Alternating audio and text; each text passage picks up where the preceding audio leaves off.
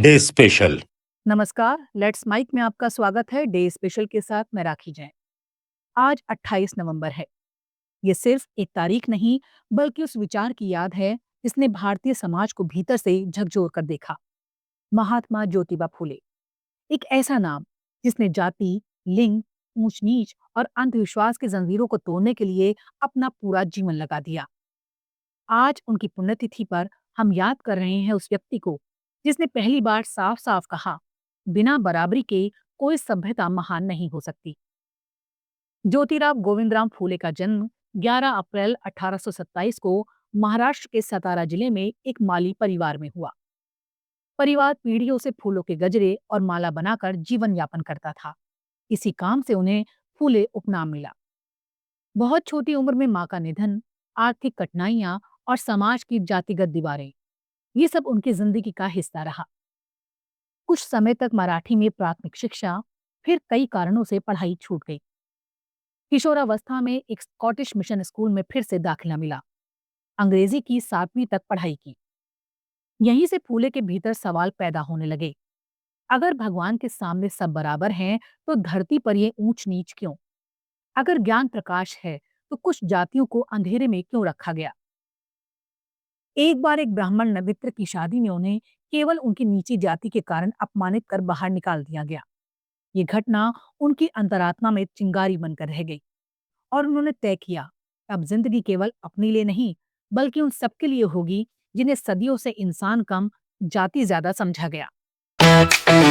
That's my day special. 1840 में ज्योतिबा की शादी हुई सावित्रीबाई से। वही सावित्री जो आगे चलकर भारत की पहली व्यवस्थित महिला शिक्षिका बनी। फूले ने सबसे पहले अपनी पत्नी को पढ़ाया, उन्हें अक्षर ज्ञान दिया और फिर दोनों पति पत्नी ने मिलकर समाज बदलने का निर्णय लिया। साल था 1848। पुणे में उन्होंने लड़कियों के लिए देश का पहला आधुनिक स्कूल खोला। ये एक ऐसी क्रांति थी, ऐसे समाज में जहां कहा जाता था कि लड़कियों को पढ़ाने से पाप लगता है। लड़कियों को पढ़ाने के लिए कोई शिक्षिका नहीं मिली, तो फूले खुद पढ़ाने लगे। फिर सावित्रीबाई को तैयार किया। सावित्रीबाई रोज अपशब्द, पत्थर और गोबर झेलते हुए भी स्कूल जाती रही। और ज्योतिबा फूले ने यह साबित किया कि सच्चा परिवर्तन सिर्फ भाषणों से नहीं, जोखिम उठाकर किए गए कामों से आता है। ज्योतिबा फूले समझ चुके थे कि अन्याय की जड़ सिर्फ आर्थिक नहीं, बल्कि धार्मिक और सामाजिक भी है। उन्होंने मनुस्मृति, ब्राह्मणवादी व्याख्याओं और जाति आधिपत्य पर खुलकर प्रहार किए। 1873 में उन्होंने सत्य शोधक समाज की स्थापना की, एक ऐसा मंच जिसका उद्देश्य था शूद्र, अतिशूद्र और सभी वंचित वर्गों को आत्मसम्मान, शिक्षा और अधिकार की लड़ाई के लिए संगठित करना। सत्य शोधक समाज बिना पंडित के विवाह संस्कार, साधारण और सस्ते रीति रिवाज, विधवा विवाह, बाल विवाह का विरोध और स्त्री पुरुष की समानता पर जोर देता था।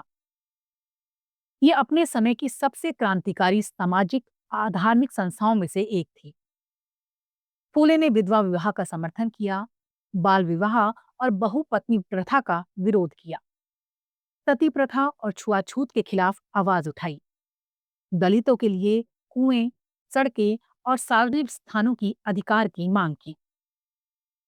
ज्योतिबा फूले सिर्फ कार्यकर्ता नहीं, एक तीखी लेखनी वाले विचारक भी थे। उनकी रचनाएं किसान का कोड़ा, अछूतों की कैफियत, तृतीय रत्न, छत्रपति शिवाजी इत्यादि किसान, दलित, स्त्री और शोषित वर्गों की पीड़ा को आवाज देती हैं। फूले का तर्क साफ है, जो व्यवस्था इंसान को जन्म के आधार पर नीचा बनाए, वो अन्यायपूर्ण है और उसे बदला जाना चाहिए। फूले ने सिर्फ जाति और जेंडर नहीं, किसान की बदहाली पर भी लिखकर और काम करके आवाज उठाई। वो समझते थे कि जमींदारी, लगान और साहूकारों की लूट ने किसान को हमेशा के लिए कर्ज का कैदी बना दिया है। किसान का कोड़ा जैसी रचनाएं उस किसान के पक्ष में खड़ी आवाज थी, जो दिन भर मेहनत कर भी भूखा सोता था। लेट्स माइक डे स्पेशल में फिलहाल इतना ही। देखते रहिए, सुनते रहिए। Let's mic. नमस्कार। आप सुन रहे थे let's mic more than radio. Follow कीजिए हमें हमारे सोशल मीडिया प्लेटफॉर्म्स पर।